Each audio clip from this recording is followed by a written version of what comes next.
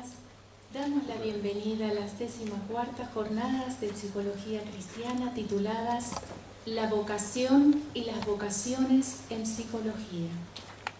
Ante todo, agradecemos la presencia de todos los que hoy han venido hasta aquí, y en particular aquellos que han venido desde otras provincias de Argentina y del país hermano de Uruguay. La presentación estará a cargo del presbítero doctor Ignacio Andereggen, quien nos dirigirá unas palabras de bienvenida y a continuación, tras una oración, dará comienzo a estas jornadas con su disertación acerca de la teología de la vocación y la psicología. En nombre del Padre y del Hijo y del Espíritu Santo. Padre nuestro que estás en el cielo, santificado sea tu nombre. Venga a nosotros tu reino, hágase tu voluntad en la tierra como en el cielo. Danos hoy nuestro pan de cada día, perdona nuestras ofensas, como también nosotros perdonamos a los que nos ofenden. No nos dejes caer en la tentación y líbranos del mal. Amén. Dios te salve María, Llena de gracia, el Señor es contigo. Bendita tú eres entre todas las mujeres, y bendito es el fruto de tu vientre Jesús. Santa María, Madre de Dios, ruega por nosotros pecadores, ahora y en la hora de nuestra muerte. Amén. Gloria al Padre y al Hijo y al Espíritu Santo. Como en el principio, ahora y siempre, por los siglos de los siglos. Amén. En nombre del Padre y del Hijo y del Espíritu Santo. El presbítero doctor Ignacio Andereggen es doctor en teología y doctor en filosofía por la Universidad Gregoriana de Roma, profesor de la Universidad Católica Argentina, de la Pontificia Universidad Gregoriana de Roma y del Ateneo Pontificio Regina Apostolorum de Roma, en la Cátedra de Historia de la Psicología.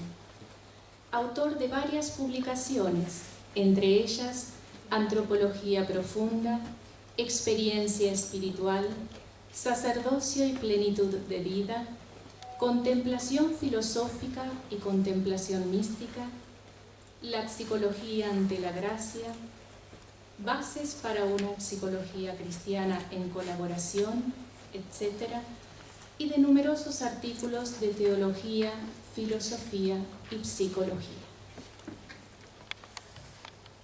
Muchas gracias por la presentación y gracias a todos ustedes por concurrir a nuestras jornadas que organizamos con la doctora Seligman desde hace muchos años, 2004, en esta universidad, y que pretenden ser una contribución para el desarrollo de una psicología integral, de una psicología elaborada desde el punto de vista de la fe, sobre una base teológica, filosófica clara.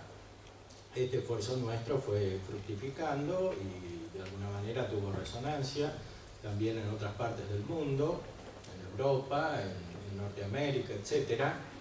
Y esperamos que pueda seguir dando frutos con la ayuda de nuestro Señor Jesucristo y con la colaboración de todos aquellos que con buena voluntad y a veces desde perspectivas diferentes se van integrando a esta tarea común tan urgente en el mundo de hoy de reelaborar una psicología desde el punto de vista de la fe. Por eso, muchas gracias a todos ustedes, gracias a los que vinieron también desde ciudades o regiones lejanas de la Argentina, de otros países. Agradezco también a la profesora María Pía Irmas de Irurita, que vino desde México especialmente para exponer en estas jornadas, y paso directamente al tema que nos ocupa en esta primera exposición, que es el tema de la vocación en su origen teológico, para después comprenderlo en su proyección psicológica, es decir, entender el tema de la vocación como originado en la llamada divina que repercute en el interior del alma de las personas que tienen fe principalmente y que tiene un eco también en las otras personas que aún no han conseguido la fe o que no la han recibido en modo pleno y estable. Y por otra parte, comprenderemos cómo interactúa esa llamada que tiene su origen último en Dios con la configuración propia de cada persona, incluso con sus manifestaciones empíricas, que es lo que principalmente suele estudiar la concepción del hombre, que hoy se denomina genéricamente psicología y que, como sabemos, abarca muchas corrientes. Por eso, lo primero que vamos a hacer es introducirnos en este gran tema desde el punto de vista de su fundamentación teológica. El tema ha sido elegido justamente porque un próximo sínodo de obispos lo tratará en Roma el año próximo, y con estas jornadas queremos contribuir al desarrollo de esta temática, especialmente desde el punto de vista teológico, pero también con sus resonancias en otros campos, especialmente el psicológico. Sabemos todos que el origen de toda la realidad se encuentra en Dios, en la Santísima Trinidad. La primera gran vocación es la vocación eterna del Hijo. En efecto, el Verbo es producido por el Padre, es generado por el Padre como una palabra que se pronuncia. De aquí el origen radical de toda vocación, de la vocación de las criaturas al ser, de la vocación de las personas que tienen racionalidad a la vida divina. Dios llama a su Hijo pronunciando una palabra, una voz. Tiene una vocación, es producido por la plenitud del ser vivo del Padre. Es por eso que finalmente la vocación de todas las criaturas radica en el ser divino y especialmente radica en la llamada divina del Hijo, en la pronunciación de la palabra de Dios, en la cual se dicen todas las criaturas, porque en él se contienen las ideas de todas las cosas creadas. Muy justamente, Dionisio de Areopagita, en los primeros siglos del pensamiento patrístico cristiano, dice que todas las cosas tienen una vocación, todas las cosas son llamadas por Dios.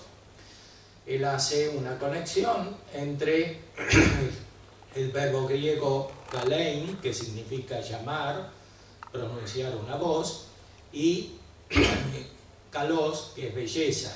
Es decir, la vocación corresponde a una belleza que Dios infunde en las criaturas. Cada una tiene su ser a partir de la divina belleza, dice él, y este ser corresponde radicalmente a la vocación divina. Todas las cosas reciben el ser porque son pronunciadas por el Padre en el Verbo de Dios, en el Hijo. San Agustín, por el lado latino, también hace referencia de otra manera a esta vocación, explicando cómo todas las ideas de las cosas existen en el Verbo de Dios, son pronunciadas por la mente del Padre en el Hijo, que es su palabra. En el orden de la vida de la gracia, sabemos que esta llamada corresponde a una configuración a Cristo. La Sagrada Escritura se refiere muchas veces a la vocación en el Antiguo Testamento, en distintos pasajes, Samuel, etc. Está el tema de la vocación en Isaías, en otros grandes patriarcas y profetas del Antiguo Testamento, pero es sobre todo San Pablo en el Nuevo Testamento aquel que hace una primera reflexión teológica acerca de la vocación. Los hombres tienen una vocación que es la vida en Cristo. Pero esa vocación, según San Pablo, se realiza no solo de modo genérico, sino de modo específico en cada uno de los que son elegidos. Por eso, en San Pablo, la vocación corresponde a la elección. Hemos sido elegidos por Dios para tener la vida divina, es decir, para tener la misma vocación del Hijo, para tener la vocación del Verbo de Dios. Y por eso, finalmente, cualquier vocación es vocación para configurarse a Cristo. En la carta a los Romanos, San Pablo enseguida se refiere a la vocación. Es verdad que hay diferencias en las traducciones, a veces las palabras castellanas no corresponden perfectamente al texto griego, pero sin duda la idea está bien explicada. En este primer capítulo San Pablo habla de la elección. La Biblia de Jerusalén traduce vocación, pero traduce bien, porque como veremos después San Pablo usa la palabra vocación en el capítulo 8 para indicar la llamada de los elegidos. Pablo, siervo de Cristo Jesús, apóstol por vocación, escogido para el Evangelio de Dios, que había ya prometido por medio de sus profetas en las Sagradas Escrituras, acerca de su Hijo, nacido del linaje de David según la carne, constituido Hijo de Dios con poder, según el Espíritu de Santidad, por su resurrección de entre los muertos, Jesucristo Señor nuestro. Por él hemos recibido la gracia del apostolado para obtener la obediencia de la fe a gloria de su nombre entre todos los gentiles, entre los cuales os contáis también vosotros, llamados de Jesucristo. A todos los amados de Dios que estáis en Roma, santos por vocación o por elección. A vosotros gracia y paz de parte de Dios nuestro Padre y del Señor Jesucristo. Esta es una vocación radical, es la vocación a vivir en Cristo que San Pablo desarrolla especialmente como vocación a la gracia, a la vida divina, a la participación de la vida de Dios. En el capítulo 8 lo presenta de la manera más profunda cuando se refiere al Espíritu Santo, y aquí aparece completa la dimensión trinitaria de la vocación. La vocación tiene su origen en la llamada que el Padre hace del Hijo, pronunciándolo como palabra, de la cual surge como plenitud el Espíritu Santo. El Espíritu Santo que une el Padre y el Hijo y expresa el mismo amor de Dios, es decir, el amor sin el cual no puede existir esta vocación. También el Espíritu viene en ayuda de nuestra flaqueza, pues nosotros no sabemos pedir como conviene, mas el Espíritu mismo intercede por nosotros con gemidos inefables. Y el que escruta los corazones conoce cuál es la aspiración del Espíritu y que su intercesión a favor de los santos es según Dios. Aquí aparece un elemento fundamental, como veremos, que es la aspiración interior. La vocación no se cumple solo de manera externa, aunque requiere este aspecto externo. La vocación se cumple porque corresponde a una llamada o a una aspiración interior, que en su sentido pleno es la acción del Espíritu Santo en aquel que es llamado a ser configurado a Cristo. Por lo demás, sabemos que en todas las cosas interviene Dios para bien de los que le aman, de aquellos que han sido llamados según su designio. Pues a los que de antemano conoció, también los predestinó a reproducir la imagen de su Hijo, para que fuera Él el primogénito entre muchos hermanos. y a los que predestinó, a estos también los llamó. A los que llamó, a esos también los justificó. A los que justificó, a esos también los glorificó. Aquí aparece la vocación insertada en un proceso dinámico. La vocación tiene un origen y un fin. La vocación nuestra, distinta, participada, recibida de la de Cristo, que existe con su plenitud divina. Nosotros tenemos una vocación que cumplir, configurándonos crecientemente a la palabra que es Cristo, pronunciada por el Padre, y dejándonos guiar crecientemente también por el Espíritu Santo que habita en nosotros, que nos mueve, que aspira, que expira en nosotros su propia vida de amor.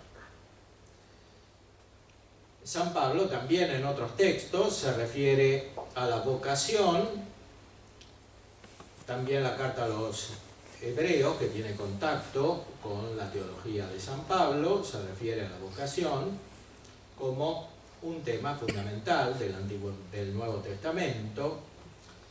Por ejemplo, un texto de la carta misma a los Romanos, donde se expresa como los dones y la vocación de Dios son irrevocables. En efecto, así como vosotros fuisteis en otro tiempo rebeldes contra Dios, mas al presente habéis conseguido misericordia a causa de su rebeldía, así también ellos al presente se han rebelado con ocasión de la misericordia otorgada a vosotros, a fin de que también ellos consigan ahora misericordia. Pues Dios encerró a todos los hombres en la rebeldía para usar con todos misericordia. Se refiere aquí a los judíos que siguen teniendo la vocación divina de pueblo elegido a pesar de su rebeldía. Y así sucede también con los hombres en una vocación más profunda, que es aquella, la vida de Cristo. Y también en todas las vocaciones que derivan de esta vocación a configurarse con Cristo. También en la segunda carta a los tesalonicenses, en la segunda a Timoteo, se refiere a la vocación. Nos ha llamado, nos ha salvado y nos ha llamado con una vocación santa, no por nuestras obras, sino por su propia determinación y por su gracia, que nos dio desde toda la eternidad en Cristo Jesús. En la carta a los Hebreos, que está inspirada también en San Pablo, dice que tenemos una vocación celestial. Por tanto, hermanos santos, partícipes de una vocación celestial, considerad al apóstol y sumo sacerdote de nuestra confesión, a Jesús, que es fiel al que le instituyó, como lo fue también Moisés en toda su casa. Aquí es presentado Cristo como aquel que cumple su vocación, no solamente divina, como verbo de Dios, sino su vocación humana, que es principalmente la vocación sacerdotal. Aquí en esta carta a los Hebreos es donde principalmente es presentado Cristo como el sacerdote que está eternamente en el cielo intercediendo por nosotros.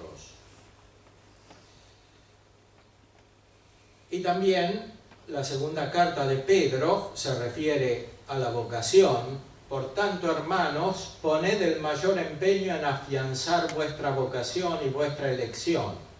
Obrando así, nunca caeréis. Pues así se os dará amplia entrada en el reino eterno de nuestro Señor y Salvador Jesucristo. La vocación, entonces, en sentido pleno, es la vocación a la vida en Cristo. Todos los hombres están llamados a la vida en Cristo, pero no todos reciben la gracia de la misma manera como para configurarse a Cristo. Aquí no podemos entrar en el tema del estudio de las relaciones entre la naturaleza y la gracia, entre la libertad creada y la gracia divina. Simplemente digamos que la vocación de Dios es irrevocable. Cada uno que recibe la gracia, la recibe con toda la eficacia propia de la gracia que recibió. Aunque no siempre recibe las siguientes, porque, como dijimos, se trata de un proceso dinámico. Es gracia sobre gracia, como dice el apóstol San Juan al principio de su evangelio, y por eso, por la infidelidad humana o por la rebeldía humana, este proceso se puede interrumpir. Puede suceder que no se reciba plenamente la gracia sucesiva, o que no se la reciba del todo por la rebeldía anterior, como dice San Pablo, respecto de los judíos que se rebelaron y no pudieron recibir la gracia de Cristo. La consideración de la vocación desde el punto de vista cristiano no coincide con la consideración meramente empírica desde el punto de vista psicológico, entendiendo la psicología como una ciencia experimental o como una ciencia racional. Desde el punto de vista meramente experimental o racional no se puede llegar a conocer la vocación divina, que es el último nivel en el cual se determina el sentido de la vida de cada persona y que es inaccesible a una consideración meramente empírica o racional. Por eso continuamos poniendo las bases de una auténtica psicología cristiana de la vocación, considerando los elementos que aparecen en la tradición ahora, después de la Escritura, de la Iglesia acerca de la vocación. Como veremos a continuación, la vocación radical que refleja perfectamente la vocación de Cristo, que es el primer llamado del Padre, es la vocación sacerdotal. En este sentido, después de la vocación universal a la vida divina que tienen todos los cristianos, entrando en la configuración específica de las personas según su llamada particular. La primera vocación que aparece como determinada, como aquella que presenta las características más cercanas a la llamada divina de Cristo, es la vocación sacerdotal. Y así apareció no solo en las Sagradas Escrituras, sino desde los comienzos de la vida de la Iglesia. El sacerdote o el presbítero o el obispo hace el lugar de Cristo, tiene el lugar de Cristo, cumple la función de Cristo. Cristo que refleja perfectamente la llamada del Padre. Por eso, el que ocupa el lugar de Cristo, el que representa a Cristo en medio de los hombres, es también Padre, como el Padre de Cristo. Por eso, en la tradición cristiana, el sacerdote, el obispo, el papa, es un padre espiritual. Ahora, a partir de este primer significado, que deriva inmediatamente de la acción de Jesucristo y de la revelación de las Sagradas Escrituras, aparece otro significado que también está muy cerca de lo que indica la Escritura. Es la vocación del abad, es decir, del Padre. Cristo, cuando ora, también según la carta a los romanos, se dirige a su Padre, Abba, Padre. El abad es el padre espiritual, es aquel que genera espiritualmente a los hijos. En este sentido, el abad, o sea, la cabeza espiritual, el padre espiritual, no solamente tiene él una vocación, sino que también es origen de vocaciones. Es decir, el Padre espiritual llama, atrae, como los padres del desierto que atraían a los discípulos, que se reunían alrededor del Padre por el influjo de su atracción espiritual. Esta función del Padre espiritual está íntimamente unida con la función de cabeza que tiene el presbítero, el obispo, aquel que ha recibido el sacramento para representar a Cristo, cabeza de la Iglesia. Por eso, finalmente, la función de la paternidad espiritual corresponde, en su sentido pleno, al sacerdote, al presbítero, al obispo, aquel que es cabeza de la comunidad, no por sus propios méritos intrínsecos, sino por la llamada del Padre y por la llamada de Cristo en la Iglesia. Y comienza a aparecer otro aspecto distintivo de la consideración cristiana de la vocación. La vocación cristiana es siempre vocación eclesial, o sea, vocación comunitaria. Es la vocación a estar en el lugar espiritual, en el cual lo coloca la llamada del Padre, que lo configura en el cuerpo de Cristo con la acción del Espíritu Santo que lo une a todos los miembros del cuerpo de Cristo. Por eso, si en la psicología contemporánea muchas veces se considera la vocación desde el punto de vista individual, o sea, el descubrimiento de ciertas características de la persona respecto de una determinada función en medio de la sociedad de los hombres, o simplemente las características que la hacen apta para una profesión o para una tarea determinada. Aquí, en cambio, se ven las cosas desde un punto de vista más profundo que, como dijimos, tiene su origen en la comunidad divina, en la familia de personas de la Santísima Trinidad. Cada uno tiene su lugar. Y por eso la vocación del Padre en Cristo, que es vocación a ser configurado a Cristo como su Hijo, o sea, vocación a ser hijos del Padre, esa vocación no es simplemente dependiente de las inclinaciones personales, no es dependiente de las preferencias, de los gustos subjetivos de cada uno. Corresponde a una llamada precisa para estar en el lugar espiritual que a cada uno le corresponde. Un lugar espiritual que no surge simplemente del análisis de la sociedad humana, no surge simplemente del análisis de las características, las aptitudes o las dificultades o los defectos de una persona, sino que surge de su consideración a la luz de la generación divina, de la acción divina, de la moción del Espíritu Santo, que le da a cada uno su plenitud en cuanto lo conecta con el resto del cuerpo místico de Jesucristo.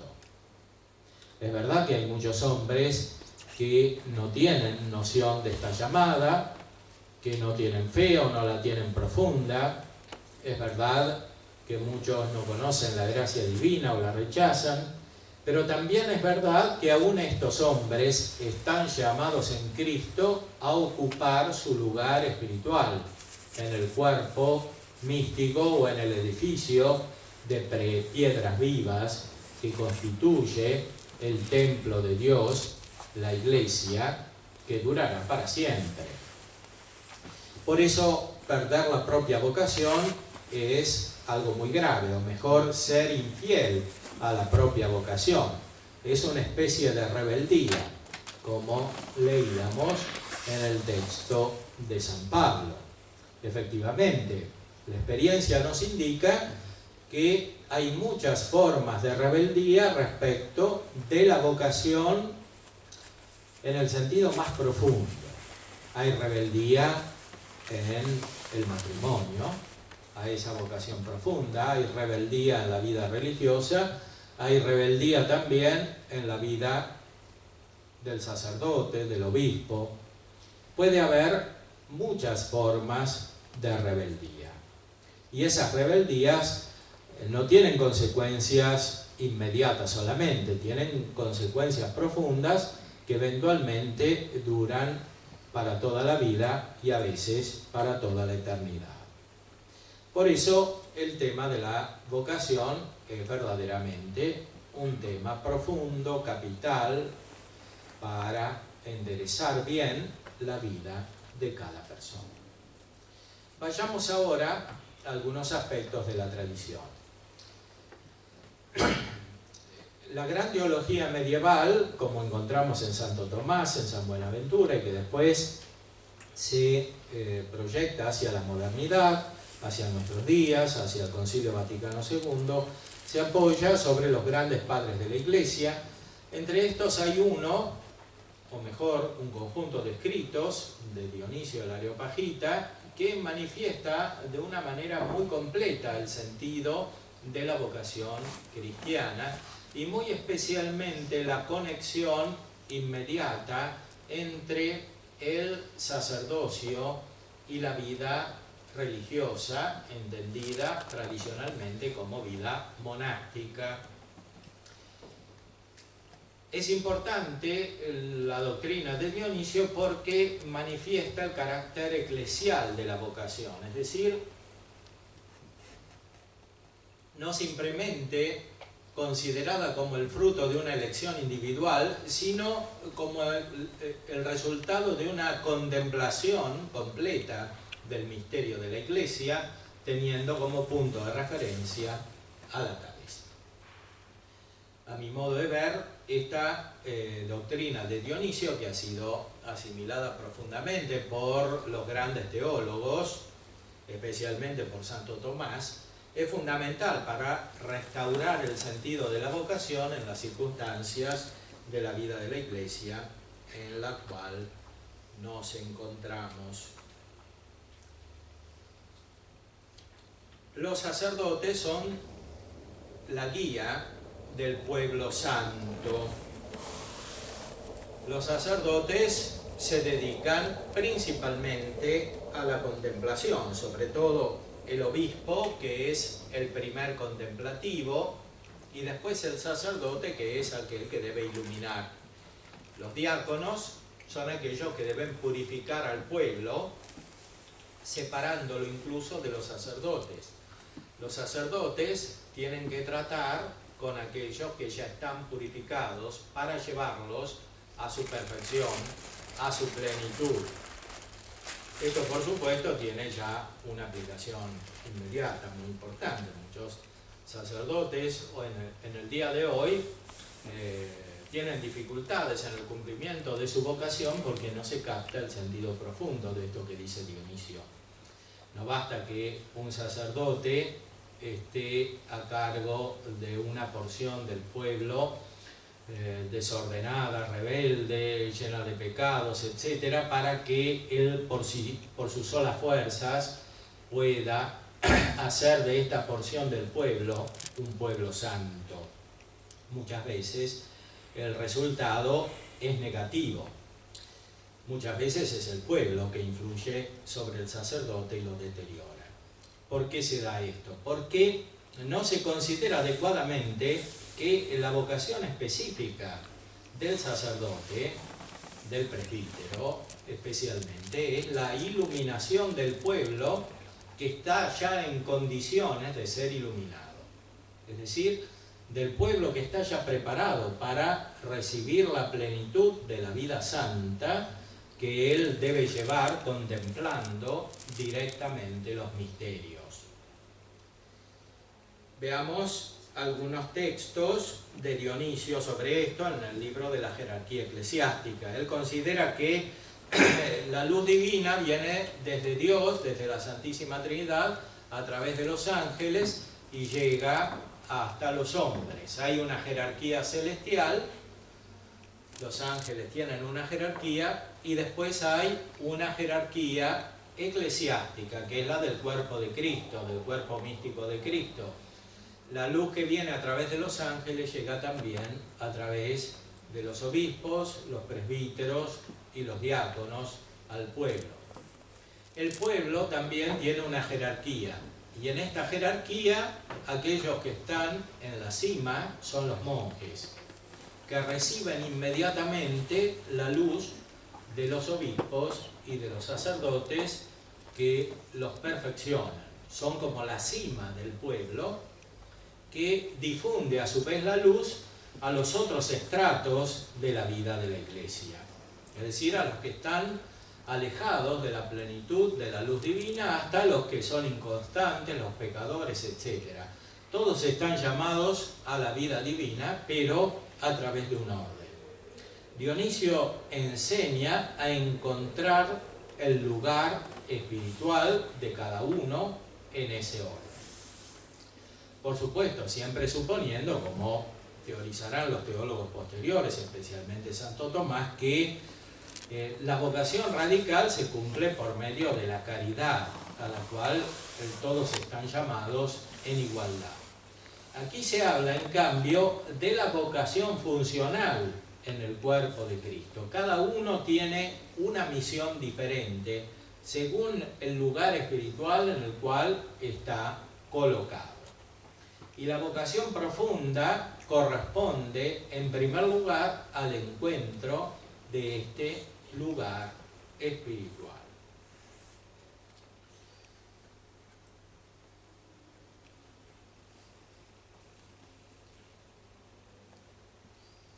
La proclamación que hace el obispo con respecto a la ordenación y a los ordenados significa el misterio de la elección divina.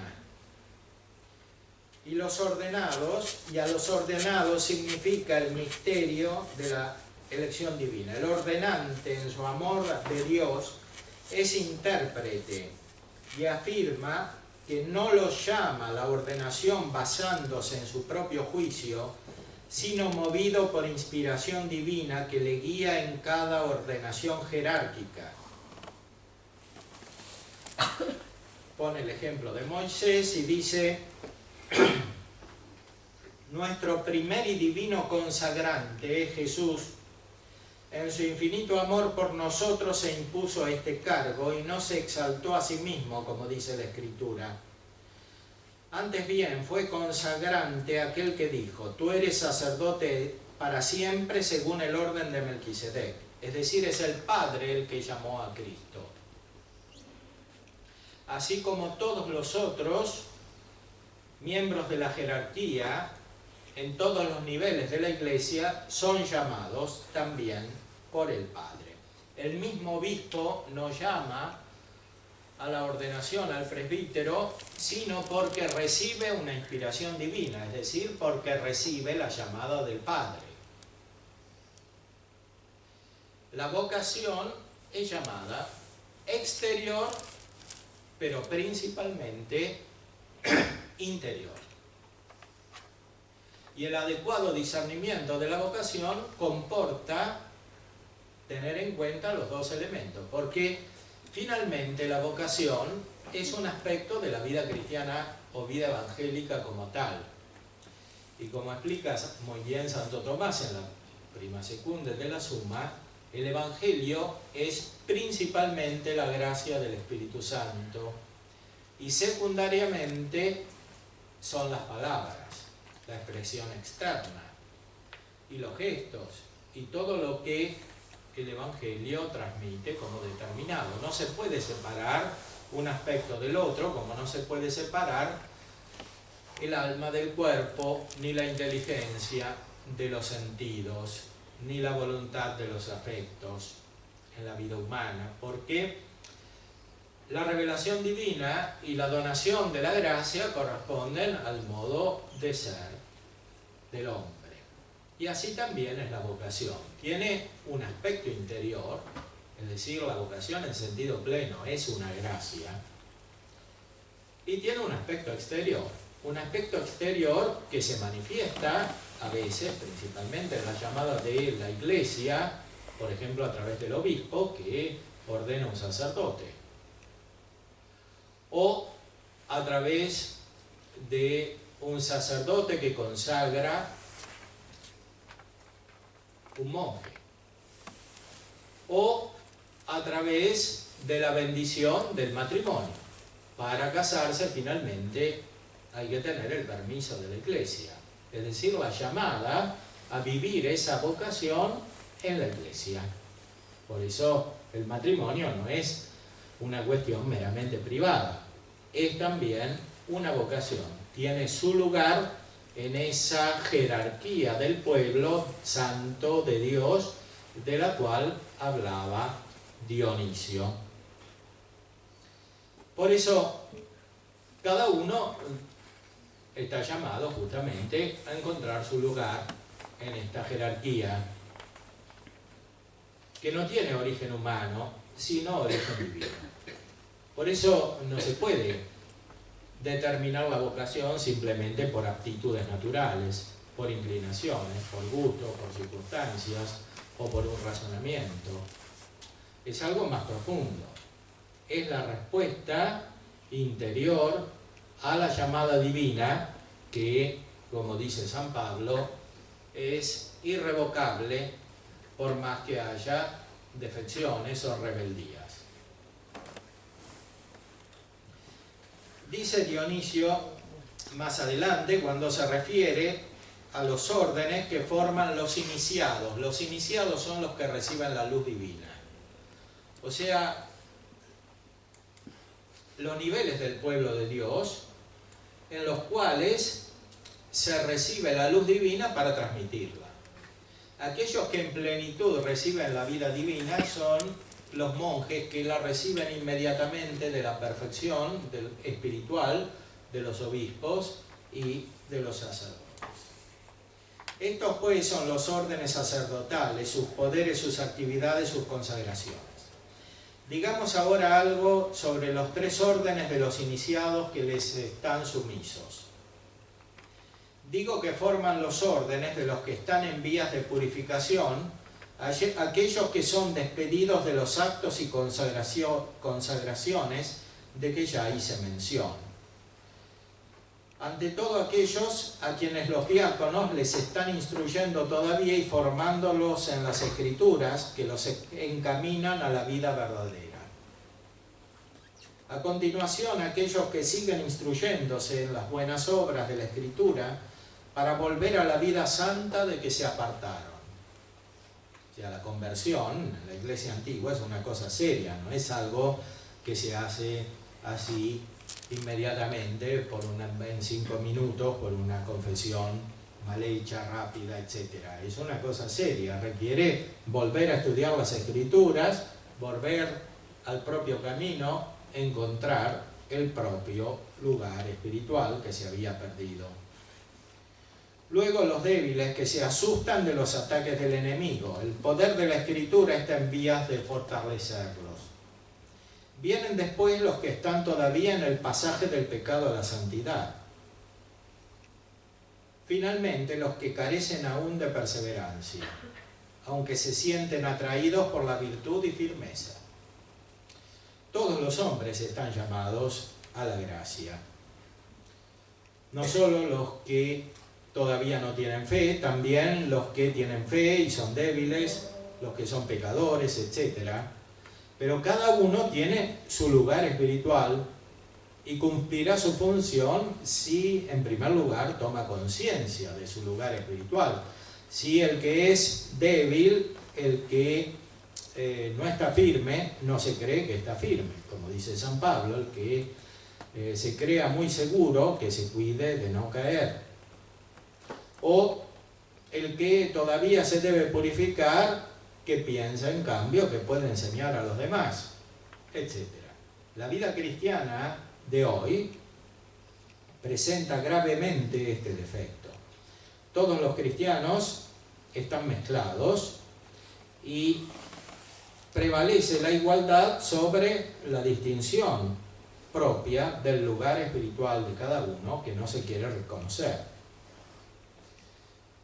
Estos son los órdenes formados por quienes están en vías de purificación bajo el cuidado y poder purificador de los diáconos. Gracias a este poder pueden aquellos acceder a la contemplación y a la comunión iluminadoras de los sacramentos más luminosos.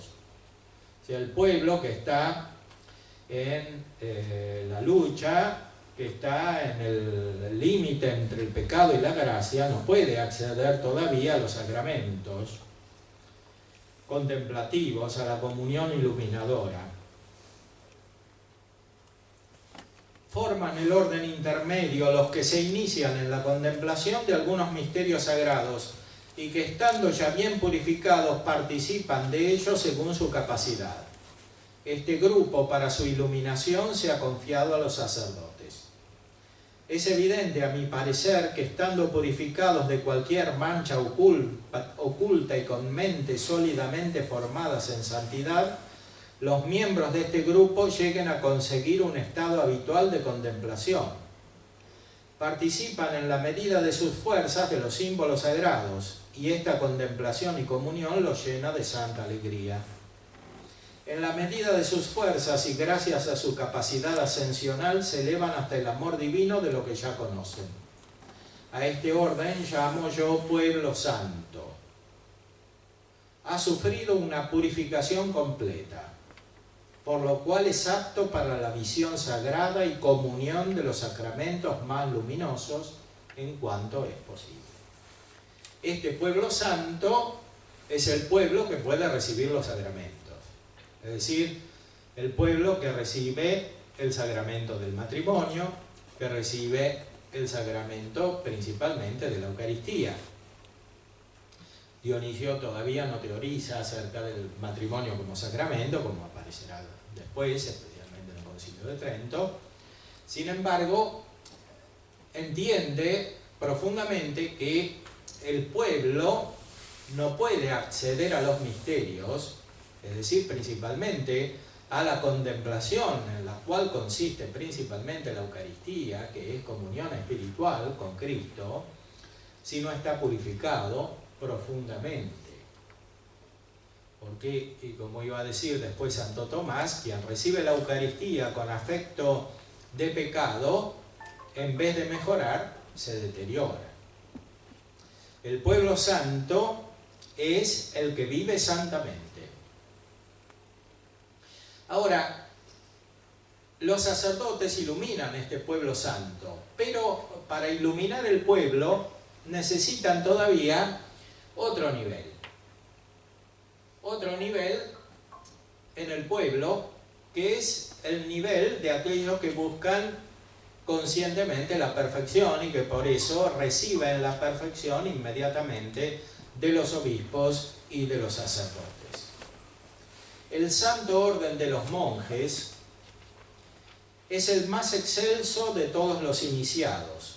Ya están purificados de toda mancha y tienen pleno poder y santidad completa en sus actividades. Dentro de lo posible, este orden ha entrado en la sagrada actividad contemplativa y ha logrado contemplación y comunión intelectual. Se le ha confiado el poder perfeccionante de los obispos. Al poder perfeccionante de los obispos, esos hombres de Dios cuyas acciones iluminadoras y tradiciones jerárquicas le han iniciado según sus fuerzas en las santas operaciones sacramentales. Se elevan gracias a esta ciencia sagrada y según sus propios méritos hasta la más completa perfección correspondiente a este orden. Por eso nuestros santos jefes consideraron que tales hombres eran dignos de varias denominaciones sagradas. Alguien los llamó terapeutas o cuidadores.